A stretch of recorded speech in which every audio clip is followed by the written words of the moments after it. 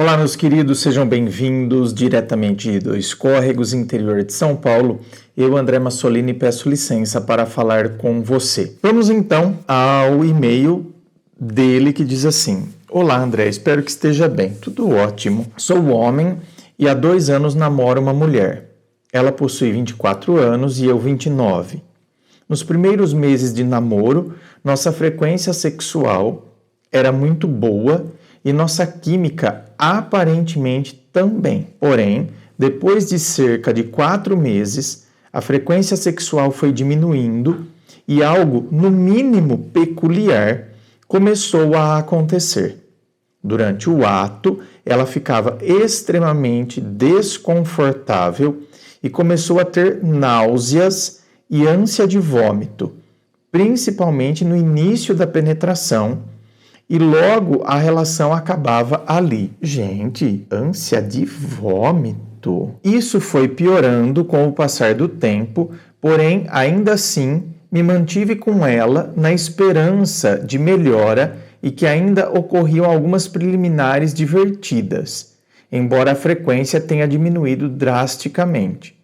Porém, nas últimas vezes, até nas preliminares, essa aversão se tornou presente.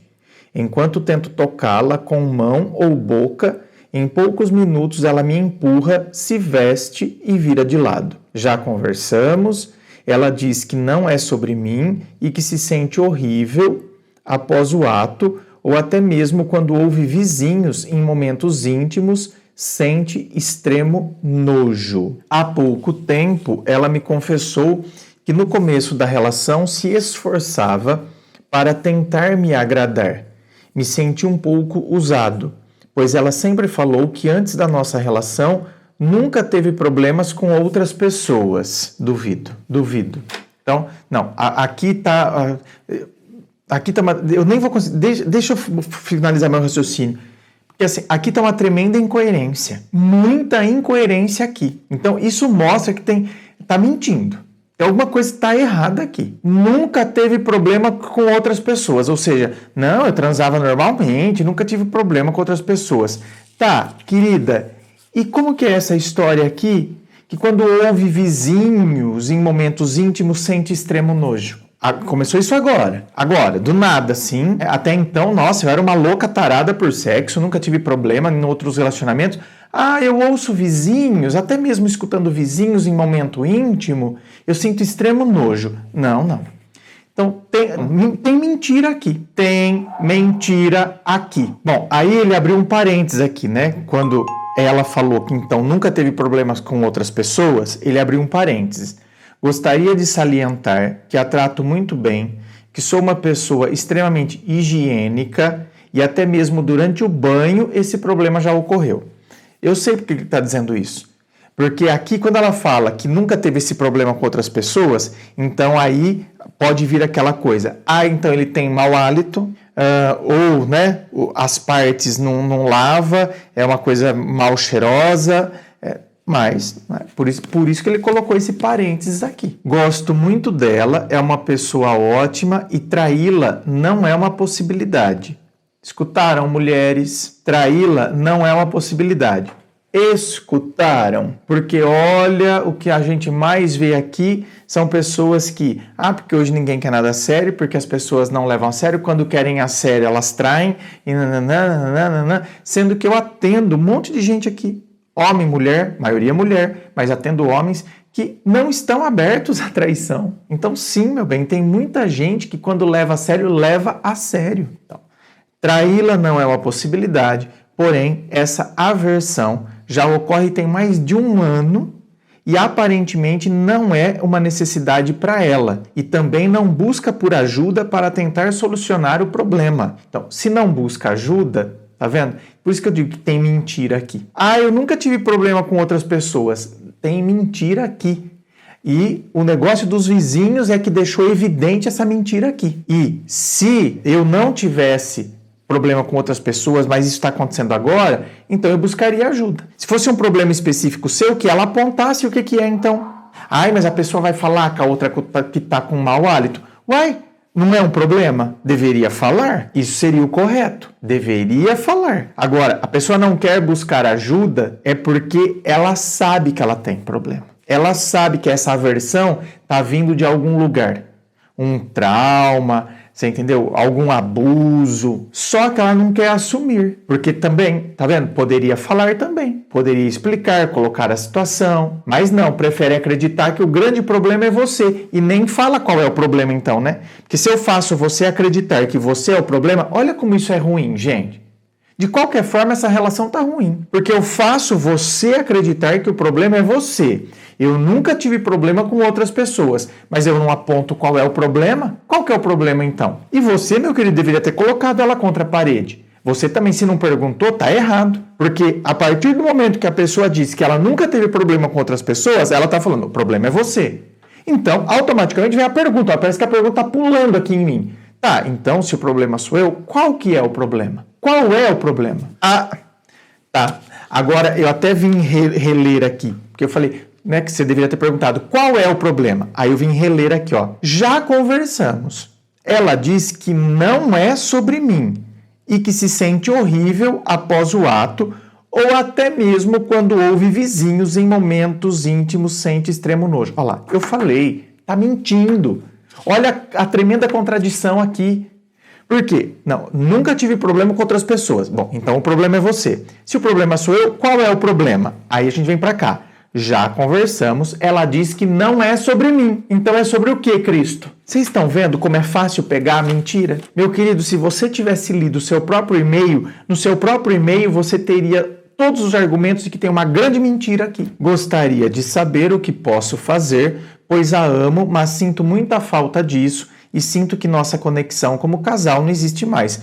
Não tem como, né? Você já imaginou, gente, você vai fazer sexo com alguém, a pessoa começa a ter ânsia? A pessoa começa a ter ânsia de vômito. A pessoa claramente te rejeita, né? E aparentemente isso não é uma necessidade para ela, ou seja, parece que ela não sente falta de sexo. Então, provavelmente existem bloqueios e traumas aqui. Só que a própria pessoa não quer assumir isso. Porque para mim, vira e fala, não, eu nunca tive problema com outras pessoas, ou seja, né, com outras pessoas eu era a safadinha, a danadinha. O problema é você, querido. Mas aí vou conversar com a pessoa. Não é sobre você. Olha quanta contradição, gente.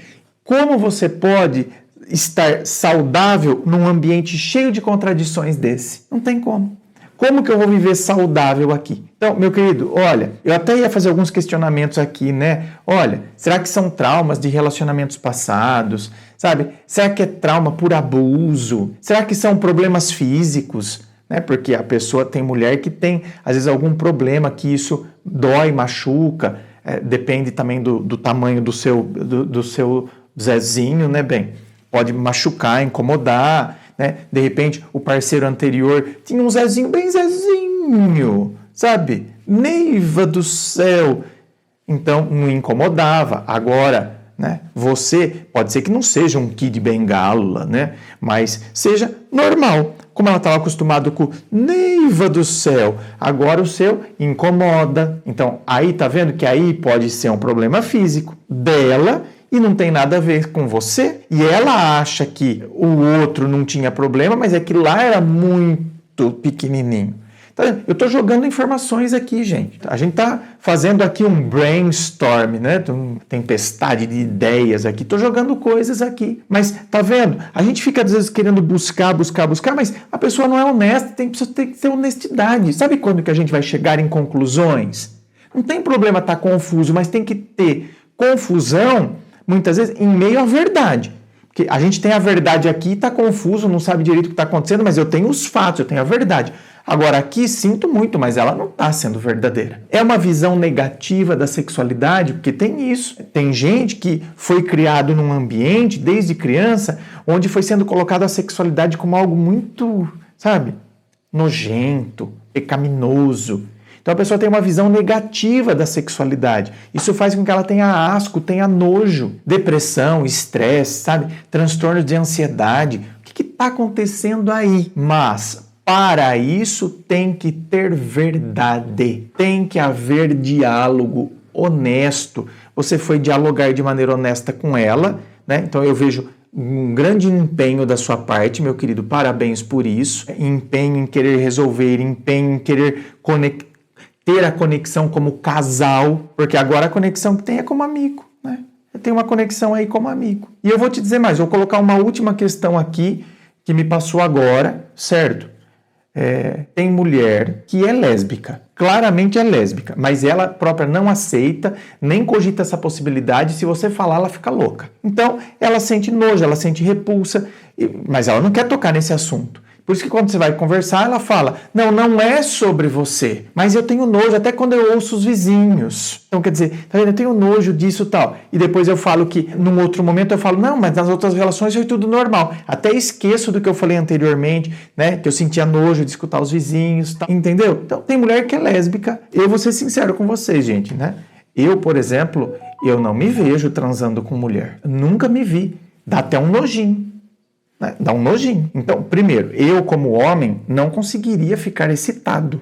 Não funcionaria, entendeu? Então, assim, a mulher já detectaria, né, que tem algo estranho ali, porque não funcionaria, certo? Agora, como mulher, ela não tem um sinal físico, né? Ela não tem um pipi para ficar ereto. Então, ela não vai apresentar um sinal físico desse jeito, mas tá vendo? Apresentou um sinal físico muito forte, ânsia. Então, né, olha, foi, né, houve um ventinho com essa informação, passou bem no final, a hora que eu ia finalizar o e-mail. Não estou dizendo que é isso, é uma das possibilidades que nós estamos levantando aqui nessa tempestade de ideias. Tem essa possibilidade que também, né, pode ser que aconteça. Eu tinha um amigo, um colega, né, que ele também era gay, claramente gay. Você via trejeitos nele, mas não assumia de jeito nenhum, jamais. Tanto que, tá vendo? Tinha uma namorada.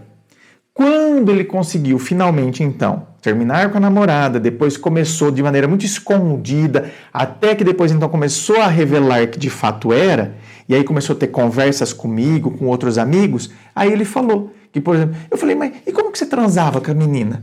Ele falou, amigo, era uma tortura. Olha lá, tá vendo? Era uma tortura. Olha que coisa, né, gente? Um ato que era para ser prazeroso, né? E aí ele fez assim, mas se tem uma coisa que eu não conseguia fazer de jeito nenhum, tentei 1, 2 vezes, mas eu tinha ânsia. Olha lá, eu tinha ânsia.